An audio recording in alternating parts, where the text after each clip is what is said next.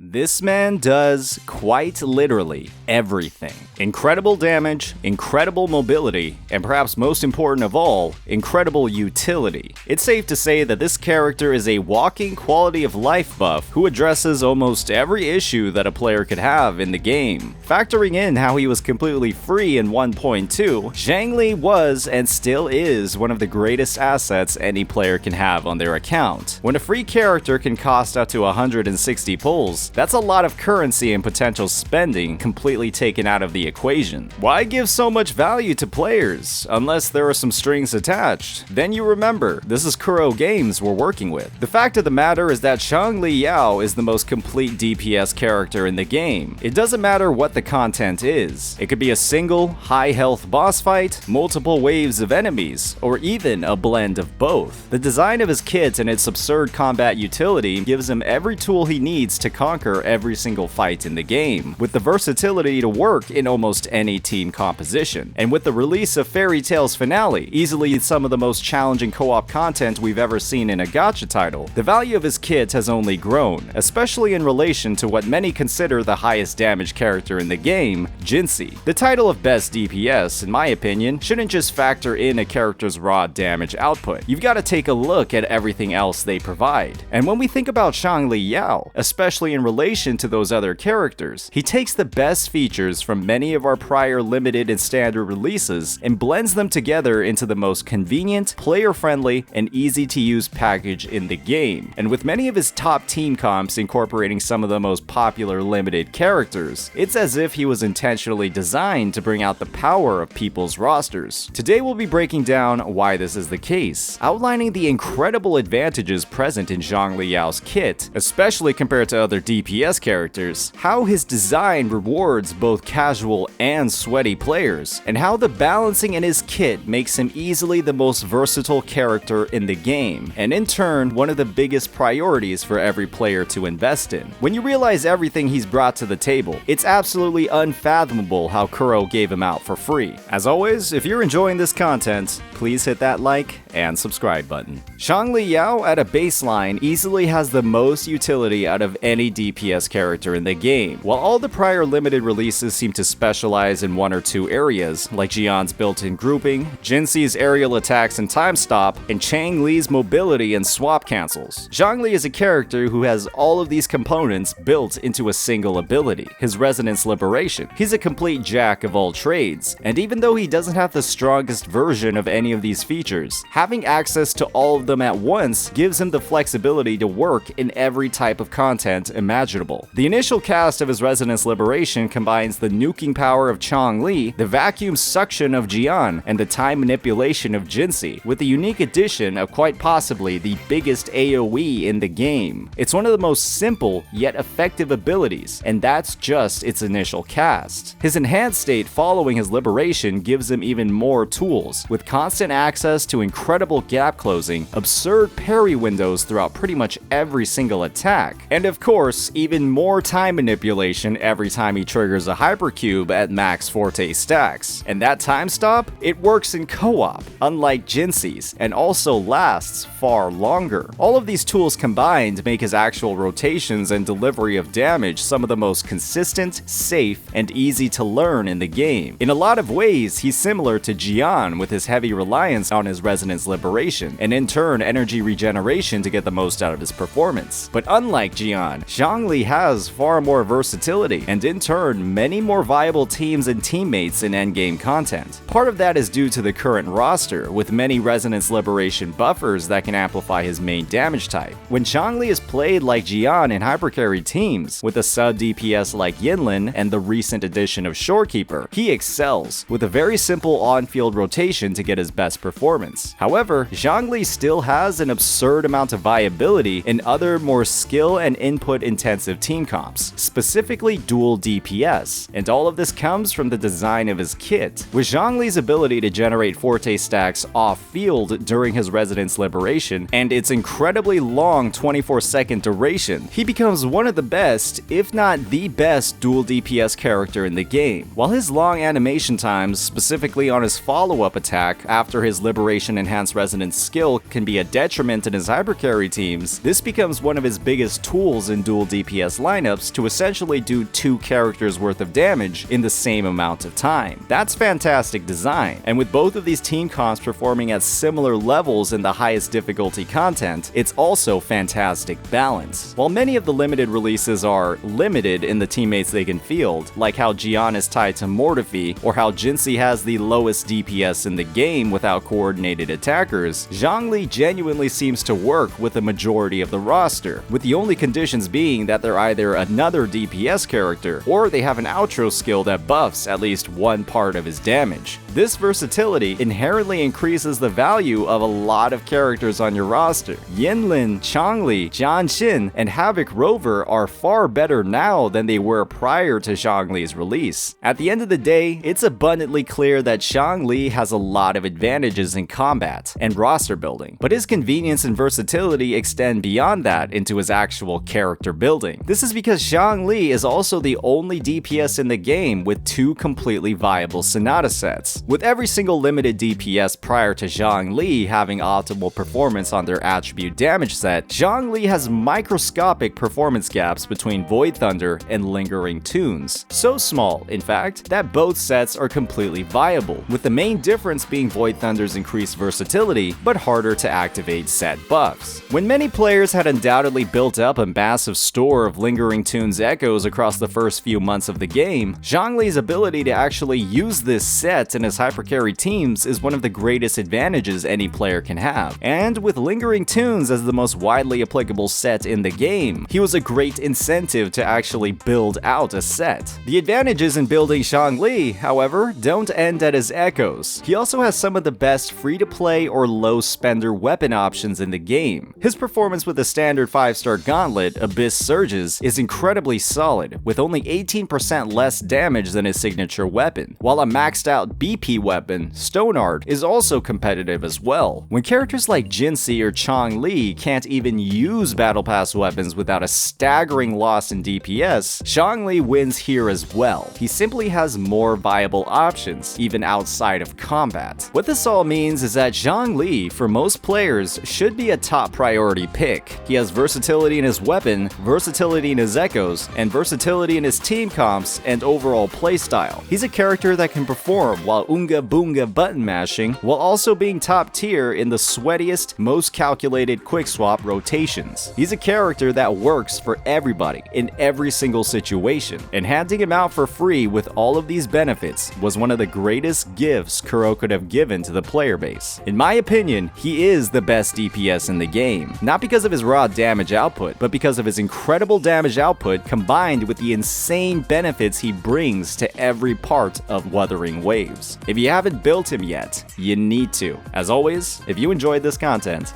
please hit that like and subscribe button. Peace out.